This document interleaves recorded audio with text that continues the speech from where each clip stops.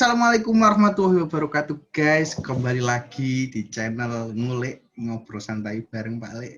Kali ini saya kedatangan tamu yang spesial, seorang hakim muda milenial dan juga sangat tampan. Asik. Beliau masih single.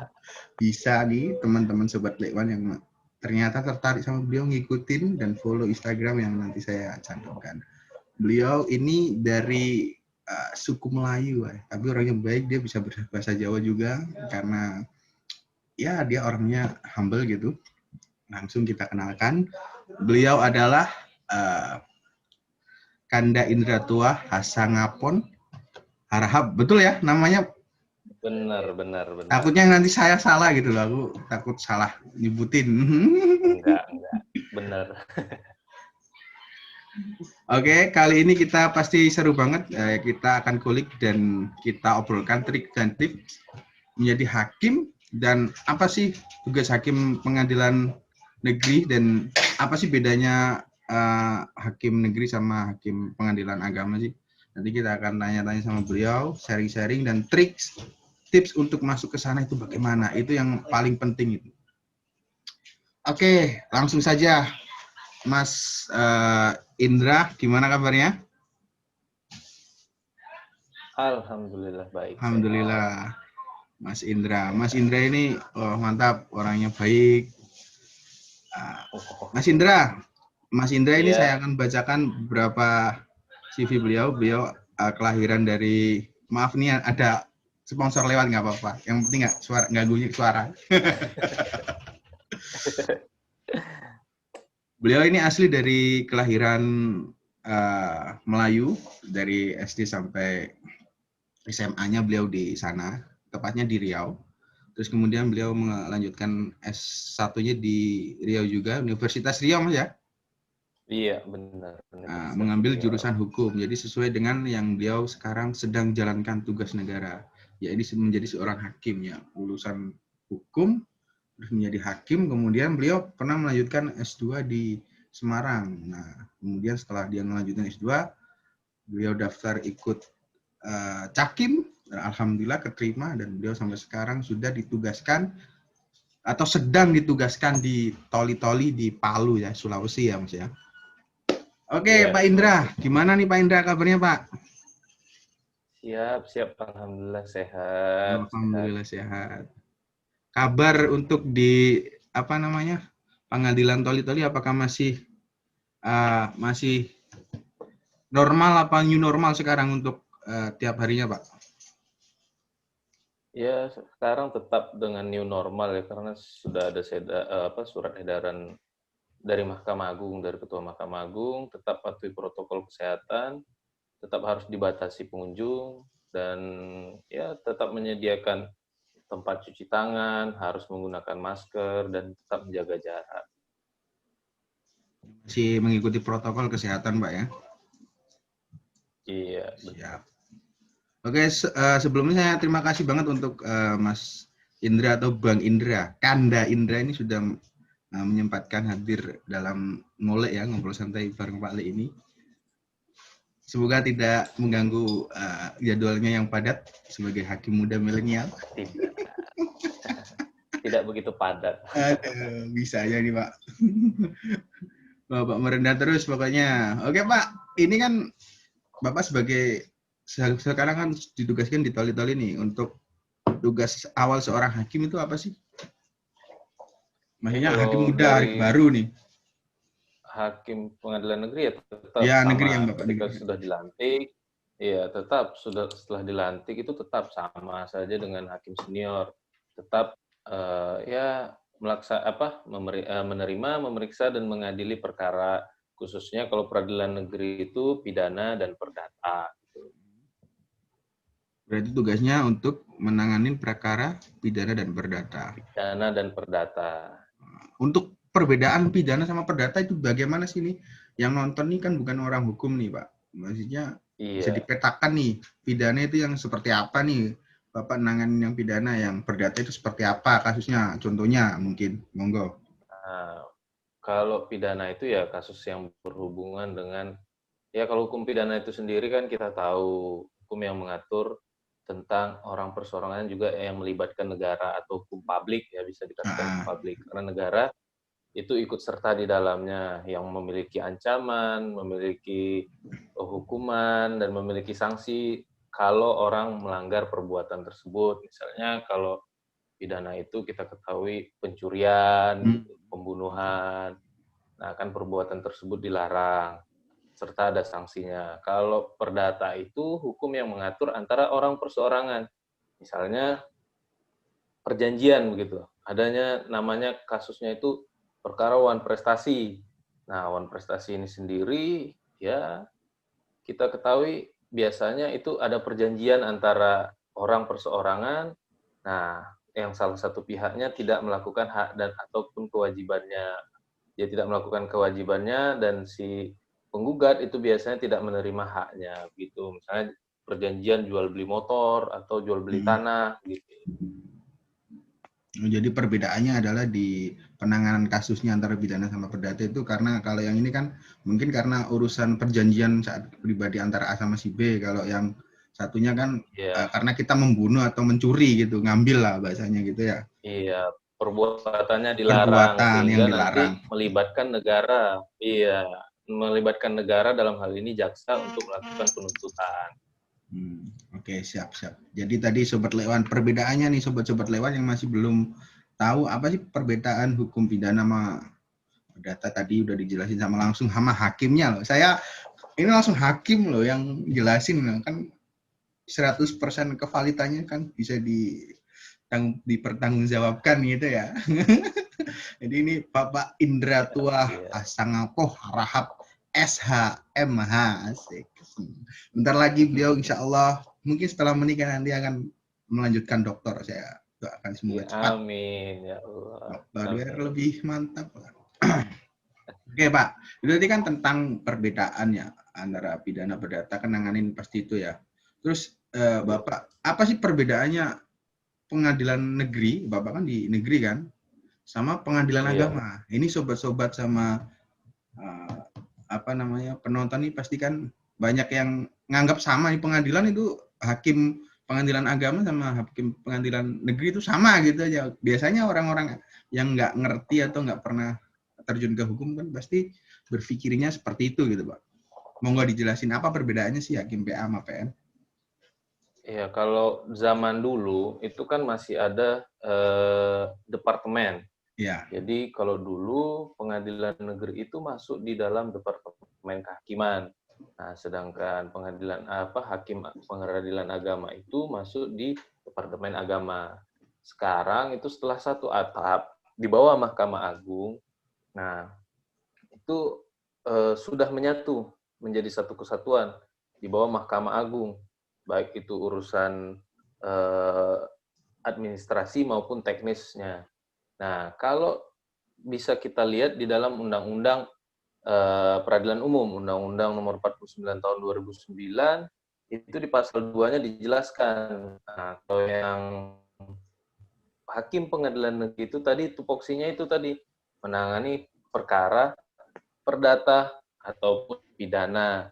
Sedangkan hakim pengadilan agama itu sudah jelas di dalam Undang-Undang Peradilan Agama 3 2006 itu atau 50 2009 itu disebutkan di pasal 49 dan 52 itu hakim pengadilan agama itu bertugas untuk mengadili perkara-perkara misalnya perceraian, pembatalan perkawinan, dispensasi kawin, gugat cerai, gugat talak, waris dan ekonomi syariah yang khususnya untuk pencari keadilan beragama Islam. Nah, kalau di peradilan agama itu khusus untuk orang orang-orang Islam pencari cerai. keadilan yang beragama Islam. Sedangkan, iya benar, kalau seandainya di pengadilan negeri itu untuk yang selain Islam umum Kalau begitu. non Islam berarti semua untuk urusan pernikahan dan lain-lain berarti tetap ke pengadilan tapi negeri ya, bukan yang ke PA-nya gitu Pak. Iya, pengadilan negeri bukan pengadilan agama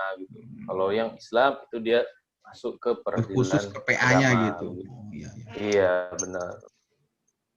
Jadi itu tadi penjelasan dari Bapak yang mulia Kakanda Indra Tua Harahap, biasanya disingkatkan gitu.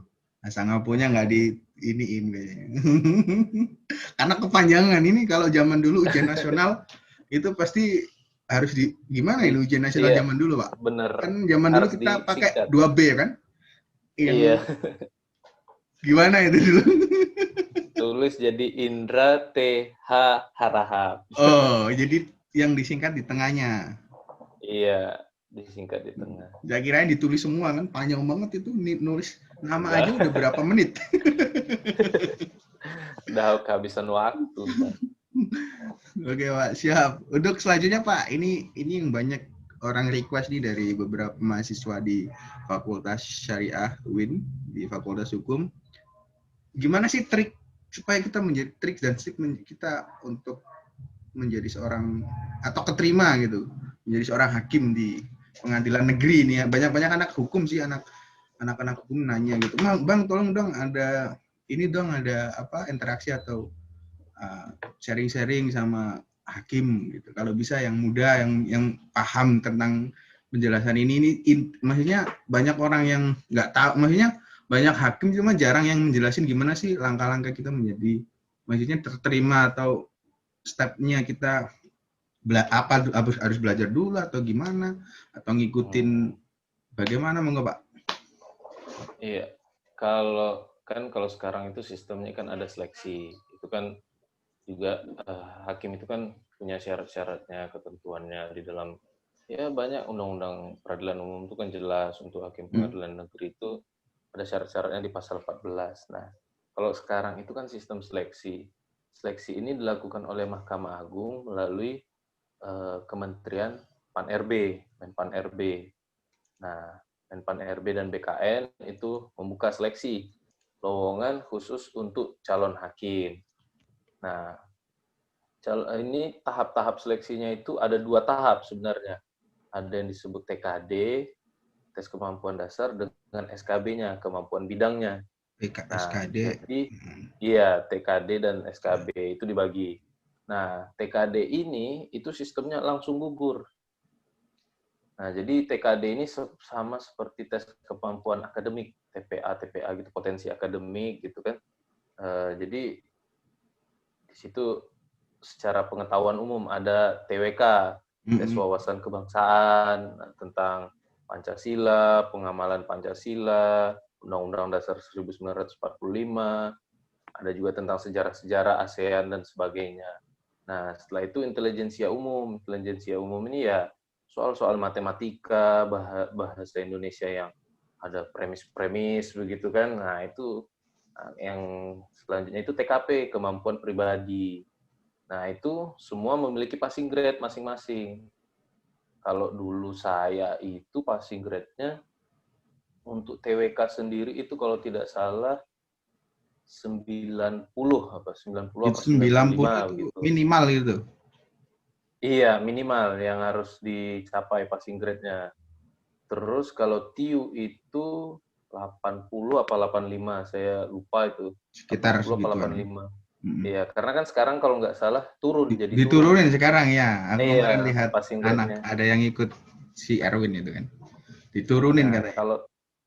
kalau TKP sendiri itu kalau tidak salah 131 apa 121 gitu. Nah, harus mencapai passing grade itu. Nah, setelah mencapai passing grade itu, nanti barulah bisa ikut SKB. Jumlah yang bisa ikut SKB itu 3 kali formasi gitu. 3 kali formasi. Kalau ditanya triknya itu dan tips-tipsnya ya kalau saya dulu, Iya, jujur saya silakan. tuh dulu Rahasianya saya dulu beli buku. Saya dulu beli sampai buku dimarahin abang saya. Iya, beli buku di Gramedia itu kan banyak tuh. CPNS itu ya?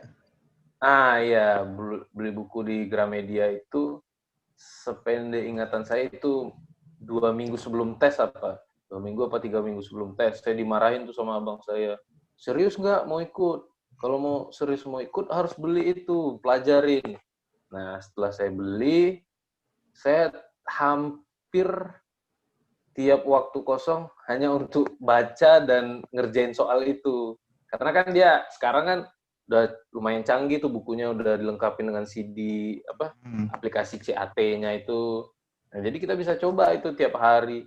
Dulu kan karena saya masih kuliah juga di waktu S2 itu, pulang kuliah saya coba.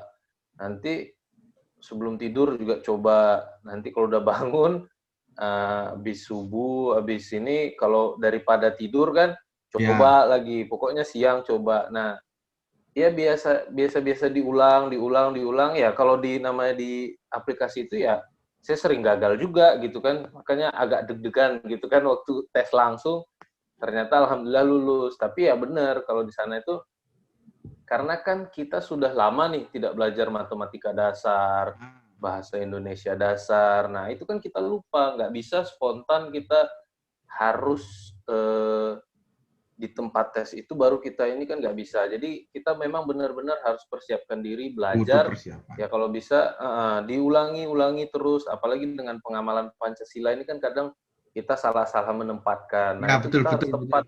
Nah, jadi harus tepat banget itu, harus dibaca benar-benar kan nanti banyak orang bilang kan bisa itu karena terbiasa begitu. Jadi harus memang dibiasakan terus begitu. Kalau untuk TKD. TKD-nya. Iya. Kalau untuk SKB sendiri kan, dalam SKB itu ada 3 seleksi tuh. Ada psikotes, psikologi, itu kan, terus interview, sama kemampuan bidang di bidang hukum. Ujian tertulis, tapi di bidang hukum. Nah, kalau saya itu kebetulan tesnya itu ya dulu kan di selang-seling itu ada yang tes ini duluan gitu. Kalau saya kebetulan dapatnya psikotes atau psikologi duluan. Nah, kalau bagi saya kuncinya psikologi ini kan ketenangan, gitu. Ketenangan dan kebugaran. Nah, kalau bisa sebelum jam 9 atau memang sehabis Isya udah istirahat. Nah, istirahat, terus besok paginya itu setelah subuh, nah coba baca-baca lagi, ulang-ulangi psikotes itu seperti apa. Ya selain sebelum-sebelumnya sudah dipelajari apa itu hitungan koran, gambar seperti apa, kan Ya, itu ya. banyak tuh Psikotes jenis-jenisnya. yang kayak Nah, warteg selain ada kan? itu, warteg. Nah, selain itu dipersiapkan jauh-jauh hari, tapi kita juga butuh istirahat, butuh ketenangan. Nah, jadi kalau bisa memang sehabis Isya, itu langsung tidur. Nggak boleh ada aktivitas lain. Nanti jadi pagi itu kita bugar, segar, jadi kita melaksanakan ujian itu dengan tenang, santai. Jadi kita Relax. nggak terbawa, iya, rileks, santai begitu. Itu tips yang saya dapatkan dari orang tua. Orang tua Siap. saya mengajarkan begitu, karena sebelum-sebelumnya kan kakak-kakak saya itu kan waktu tes psikotes juga disuruh begitu, dan alhamdulillah mereka juga bisa melewati psikotes itu dan lulus dalam seleksi. Nah, kalau untuk kemampuan bidang sendiri karena sistemnya sudah CAT, jadi baiknya yang harus kita persiapkan adalah benar-benar mempelajari tentang hukum acara itu sendiri. Kalau seandainya kita hakim peradilan negeri yang Bilang akan apa? kita tuju, nah itu kita pelajari dengan sungguh-sungguh hukum acara. Sampai Misal, menguasai gitulah setidaknya. Mengerti gitu. setidaknya dari awal persidangan sampai akhir persidangan dan contoh kasus, itu harus sudah mengerti perbedaan antara peradilan umum, peradilan agama, dan peradilan tun dan juga militer, itu harus dimengerti. Karena kita pertanyaannya itu benar-benar terkait dengan hukum acara, misalnya seperti penguasaan kita terhadap KUHAP. Nah, KUHAP misalnya penahanan itu kan punya syarat objektif dan subjektif. Di pasal berapa misalnya? Pasal 21 ayat 4 misalnya kan. 21 itu semua terkait dengan penahanan, syarat subjektif dan objektifnya. Nah, di pasal lain misalnya pra-peradilan itu pasal berapa gitu kan, pra-peradilan itu terbagi atas apa saja begitu. Termasuk putusan-putusan Mahkamah Konstitusi yang berkaitan dengan acara peradilan begitu. Itu harus dipahami, misalnya seperti kan objek pra peradilan itu diperluas seperti dengan penetapan tersangka. Kalau tidak salah putusan MK nomor 21 tahun 2014 itu memperluas objek pra peradilan menjadi penetapan tersangka juga termasuk dalam objek pra peradilan. Nanti HIR, RBG, KUH Perdata, nah itu harus dipahami betul kalau untuk SKB dan interview. Nah, kalau interview ini ada sedikit bisa dibilang rezeki atau garis tangan ya, karena kan itu tergantung siapa nih yang mau wawancarai kita begitu. Nah, biasanya kalau seandainya yang mau wawancari kita itu lawan jenis, itu secara psikologis tuh sangat bagus. Oh gitu malah ya, kalau lawan jenis. Iya, karena ya dia pasti itu ada setidaknya lebih baik daripada sesama jenis. Karena saya sendiri dulu merasakan begitu. Saya itu dosen pidana dari Universitas Indonesia dengan hakim tinggi, waktu itu beliau hakim tinggi Bengkulu yang diperbantukan di Badan Diklat. Nah, itu beliau yang interview waktu itu perempuan dua-duanya. Saya awalnya udah deg-degan nih, tapi karena dengar perempuan, saya tanyain nih sama yang jaga ruangannya, Pak, mohon maaf, itu yang interview ibu-ibu ya, Pak? Saya bilang. Nah, terus beliau jawab, iya Mas, tenang Mas, baik kok, baik. Ketika saya tahu itu perempuan, saya langsung bersyukur, alhamdulillah. Saya masuk dengan PD-nya, ya akhirnya memang enak. Jadi kayak bercerita gitu dengan orang tua sendiri, bercerita. Nah, pesan beliau, ya kamu pokoknya diasah lagi, tetap banyak membaca. Kalau bisa, kata beliau itu minimal membaca itu ya 1 hari itu 1 jam gitu. Nah, terserah kamu mau baca apa, kalau bisa ya itu tadi, tentang hukum acara. Misalnya kan, orang kan banyak nggak tahu nih, perdata ini hukum acaranya dari mana sih, begitu kan. Betul. Padahal di Jawa dan di luar Jawa itu berbeda yang dipakai. Berbeda ya? Iya, karena di Jawa itu lebih dipakai HIR, Jawa dan Madura. Nah, sedangkan di luar Jawa dan Madura itu RBG. Ada perbedaan di situ. Tapi nanti itu kita harus memahami itu dua-duanya. Jangan cuma HIR ataupun RBG. Kita harus pahami. Nanti kan tiba-tiba kita mutasi ke Jawa, kita pakai HIR. Kita mutasi ke luar Jawa, itu pakai RBG. Nah, makanya kalau bisa memang saya sendiri punya trik. Saya setiap putusan saya sekarang ini ada HIR-nya, ada RBG-nya. Supaya saya tahu nih dan ingat. Nah, dibiasakan.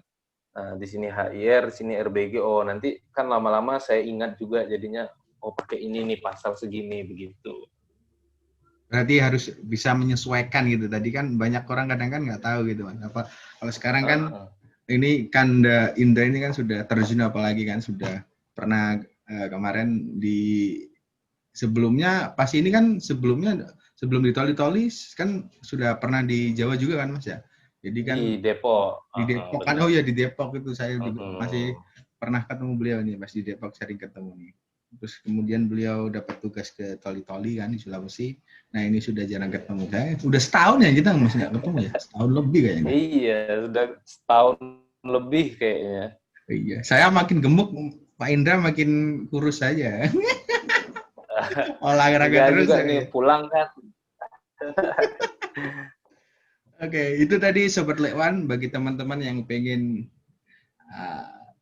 nanti daftar menjadi cakim, nanti tadi bisa ditiru resep dari Kanda Indra tadi tentang jadwal kita harus teratur, terus kemudian jangan lupa menguasai materi, belajar itu penting untuk kita bisa menjawab soal tadi. Terus habis itu relax, kita harus bisa relax juga saat tes psikologi tadi ya, apa namanya, psikotes.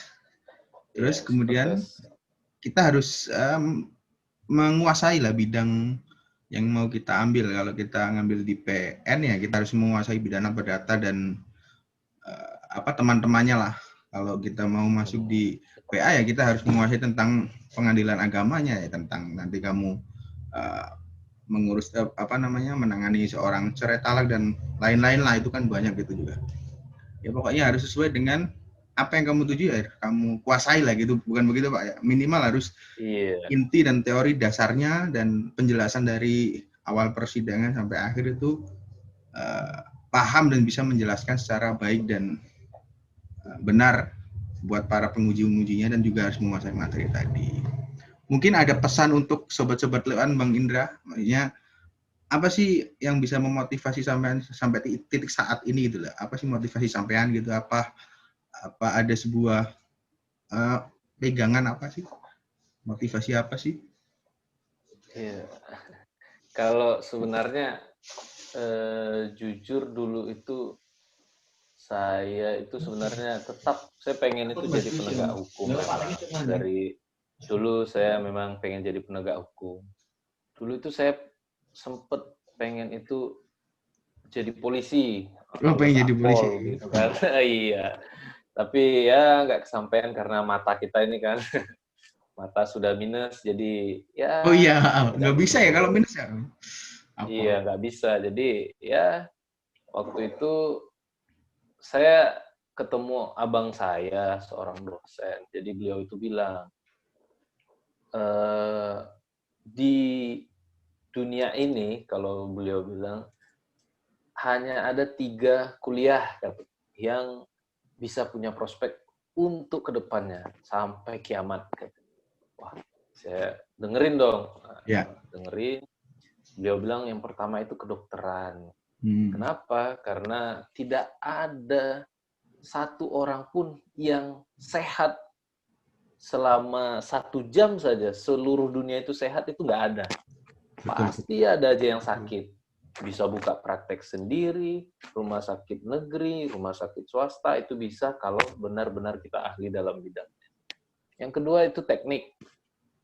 Kenapa teknik? Karena pembangunan itu katanya tidak mungkin rasanya pembangunan akan berhenti sampai kiamat.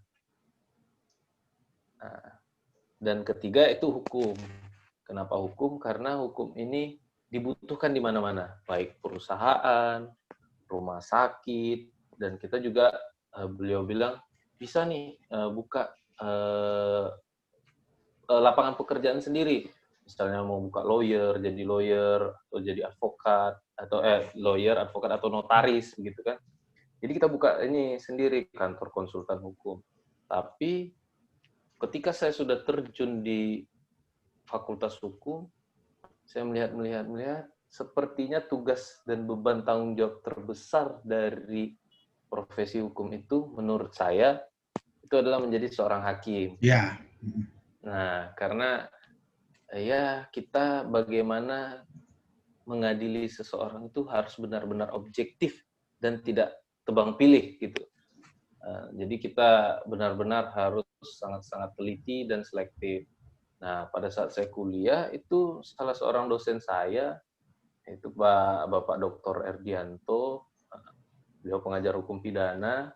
Nah, itu beliau bilang, menurut saya kamu jadi lawyer cocok, tapi saya nggak tahu kenapa, kayaknya kamu jadi hakim juga lebih bagus, katanya begitu. Itu pernah Saya nggak tahu, tapi diomongin pas S1, Pak? iya, pernah S1 pas lagi sarapan bareng beliau, ya saya mengaminkan. Dan kebetulan setelah selesai saya mau lanjut, tapi saya ke distract tuh sedikit. Saya pengen jadi dosen, saya bilang, karena kayaknya lebih santai. Ke Ya. distract dikit, pas saya masuk Undip, ternyata pas ada buka lowongan. Bapak saya waktu itu baca di rundown teks berita itu, bilang akan membuka seleksi hakim. Bapak saya langsung telepon saya, bilang, "Nak, coba ini ada tes hakim nih nanti. Nah, nanti kalau seandainya buka, coba ya, mana tahu rezeki. Kan dulu pengen nih jadi hakim. Mana tahu bisa lulus, alhamdulillah." Akhirnya beneran buka, saya daftar, ya saya minta doa orang tua, itu sih yang penting. doa orang tua, dan kita juga usaha dan doa itu jangan putus begitu. Karena saya awalnya sudah tertarik ke distrik nih mau jadi dosen gitu kan. Dosen udah dosen sebenarnya. Sudah hampir fix jadi dosen, tapi nggak tahu kenapa kayaknya saya berpikir lagi, ya pekerjaan dan tanggung jawab yang mulia itu sepertinya akan saya emban. Saya harus dapatkan itu gitu. Jadi saya benar-benar kayak benar-benar termotivasi. Ditambah lagi waktu saya kuliah di Undip itu pas di masa-masa saya tes, itu dosen saya yang bisa dikatakan terkenal lah di Indonesia ini untuk Di Undip. seorang profesor hukum, iya, Profesor Barda Nawawi Arif. Itu waktu saya ujian lisan sama beliau sampaikan, kamu agamanya apa? Saya jawab, saya Islam, Prof. Kamu kalau seandainya jadi seorang hakim, nah beliau juga bilang begitu kan, saya aminkan lagi, karena doa-doa kan ya saya aminkan dalam hati. Dia tanya, kalau seandainya kamu mau jadi seorang hakim, apa pegangan utama dari agama kamu ajarkan untuk kamu berlaku adil? Saya jawab, Al-Quran, Prof. Iya, Al-Quran. Saya tahu Al-Quran, tapi di ayat mana, di surat apa, ayat berapa, itu kamu harus jelaskan. Waduh, saya bingung kan mau jawab apa, tapi beliau yang jelaskan. Kalau saya tidak salah, itu di surat An-Nisa, ayat 53 dan surat Al-Maidah ayat 8. Kalau surat An-Nisa itu, seingat saya, beliau bilang, di sana ada yang menyatakan bahwa kamu harus berlaku adil terhadap dirimu sendiri, kedua orang tuamu, dan kaum kerabatmu. Nah, di situ kamu harus objektif, jadi tidak boleh terbang pilih. Nah, dan kalau di surah Al-Maidah itu menjelaskan yang saya baca, janganlah kebencianmu terhadap suatu kaum membuatmu berlaku tidak adil. Nah, saya berpikir, wah, ini makin memotivasi saya nih, dari doa orang tua, doa dosen-dosen saya, dan keinginan saya dulu itu, saya sepertinya tanggung jawab besar ini harus saya dapatkan. Jadi saya benar-benar harus lulus nih, karena saya harus belajar mempunyai tanggung jawab yang besar, karena kan ini kan hubungannya dengan nasib dan hidup orang banyak begitu. Karena kita kan menentukan nasib orang, apakah kita hukum bagaimana, kita juga harus secara psikologis dia bagaimana, kita hukum berapa lama, kan itu harus kita pertimbangkan secara keseluruhan. Makanya di dalam suatu putusan itu kan tidak hanya secara yuridis, tapi juga sosiologis dan lain sebagainya harus kita pertimbangkan. Ada hal-hal yang memberatkan dan meringankan. Jadi saya termotivasi karena tanggung jawab besar sebagai seorang hakim tadi ingin saya pegang dan saya emban, dan juga dibantu dengan motivasi dari orang tua dan dosen-dosen saya gitu.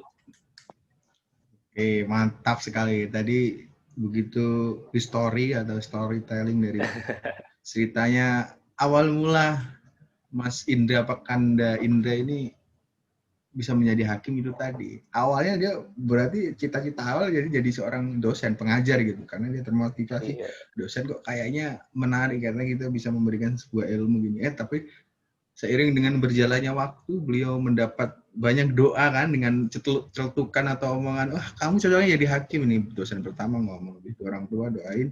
Terus ada lagi profesor lagi yang ngomong bahwa Bang Indra ini kalau seandainya kamu jadi hakim, itu sebenarnya udah dikasih kisi-kisinya bacanya, tanda-tanda. Sudah ada tanda-tanda. Ya, udah ada tanda-tanda sebelum beliau jadi hakim, ternyata udah banyak kisi-kisi gitu. Ibarat kata kita mau mencari sebuah password udah dikasih apa namanya, ini tadi clue-nya kan, wah ini kayaknya nanti kamu jadi ini. Ternyata dengan kerja keras dan juga doa, dan pasti dengan inilah apa kemampuan yang Kanda Indra punya ini udah mampu untuk menjadi seorang hakim gitu loh. Apalagi beliau masih muda ini, umurnya sekarang udah masih 28 apa 29 Pak? Apa 27? Udah. Masih 26. Oh, masih 26 bayangin. Masih di bawah saya berarti. Tuhan saya. Ya Allah, 26 yang 26 sudah jadi hakim. Nah, ini salah satu berarti benar-benar hakim muda kan. Lubis kan teman kita kan sudah masuk 28 ya, 28. Terus Iya. si Ojan juga udah 28, hakim PA juga dia. Wah, berarti termasuk Mereka muda nih Bang Indra ini. Mantap. iya sudah. Mereka sudah cocok memang duluan menikah. Ya, emang udah cocok sih. Nanti mungkin tahun depan Bang Meskipun Indra amin ya. saya doakan segera secara materi. Amin. Insya Allah secara pekerjaan semuanya sudah siap, tinggal nanti makmum-makmumnya nanti dipilih. Masih memantaskan diri dulu. Siap. Kita harus memperbaiki diri dulu kan. Asik. Kalau sampai memperbaiki diri, saya membengkelkan dong. Saya membengkelkan diri kalau gitu. Oke, tadi cerita dari apa namanya awal mula beliau bisa menjadi hakim, terus motivasi beliau dari dorongan doa dan juga lingkungan bisa membentuk beliau menjadi seorang Bang Indra sekarang. Ya, intinya konsistensi yang saya lihat dari Bang Indra tadi, konsisten belajar, konsisten dalam hal apapun tadi. Terus kerja keras, terus beliau juga orangnya itu serius gitu, serius dalam hal maksudnya mengerjakan sesuatu yang dikasih mandat itu serius dikerjakan dan diselesaikan dengan tuntas gitu. Itulah yang saya lihat dari beberapa cerita beliau. Terus beliau juga orangnya itu sama orang siapapun mau membaur dan apa namanya ya udah kita nggak memandang inilah, maksudnya memandang kamu siapa gini-gini, kalau kenal ya udah kita sama-sama fair gitu. Yang saya lihat dari Bang Indra gitu. Itu tadi sih. Mungkin kita sudah ngobrol hampir 40 menit ya, 30, 50 menit. Nanti kita bisa lanjut kapan-kapan lagi Bang Indra. Untuk Siap. Terima kasih banyak atas waktunya dan kesempatannya. Siap, sama-sama. Mohon maaf jika saya salah-salah kata. Sama-sama, mohon maaf kalau ada Pak salah-salah. Indra yang mulia, Indra Tua Harham, asik. Semoga kita bisa lanjut nanti di segmen selanjutnya. Nanti mungkin saya akan kumpulkan teman-teman yang termasuk Pak Indra, nanti ada hakim beberapa, ada yang kalau semuanya bisa ya, nanti kita bikin apa gitu tentang kita membahas apa yang pokoknya yang bermanfaat gitu. Siap, ditunggu saja nanti kabar. Terima kasih Pak Indra. Harap Siap. semoga bermanfaat kepada sobat-sobat Lewan tadi, motivasi dan juga ada masukan tips dan trik dari Pak Indra tadi. Semoga channel ini bisa memberikan sebuah motivasi buat Anda pengen menjadi hakim seperti Pak Indra, hakim muda, milenial, dan ganteng, mantap. Oke, thank you for watching. Assalamualaikum warahmatullahi wabarakatuh. Dadah. Waalaikumsalam warahmatullahi wabarakatuh.